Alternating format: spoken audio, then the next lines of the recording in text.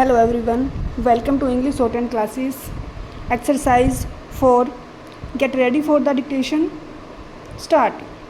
Sir, the Essential Commodities Act was passed 5 years ago, and when the minister yesterday came with an amending bill, we expected that he would give us a brief report on the working of this measure for the last few years. But unfortunately, we are kept in the dark in regard to the exact working of the Act and the nature of the difficulties the minister is facing. Sir, as far as I know, many of the provisions of this enactment have been observed more in violation by his agents at the state level.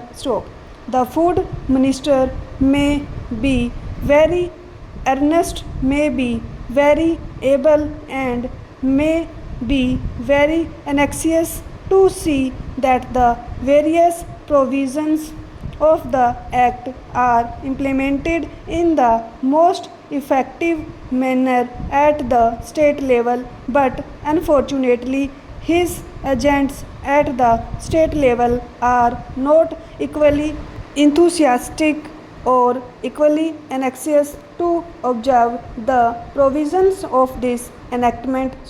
The most important objectives of this enactment are to control the supply and distribution of commodities and to maintain a stable price level. In regard to both these aspects, I am afraid that the government has failed to realize the objectives in view. Some time past, when there was scarcity of food grains, attempts were made to make procurement from certain wholesale merchants and from rice mills.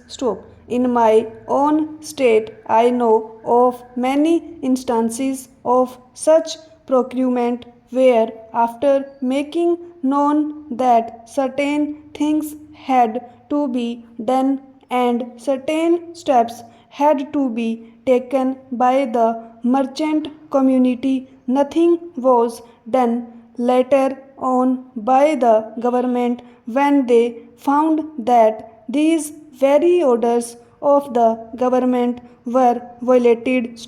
As a result of the violations, there was a consequent rise in the prices of food grains.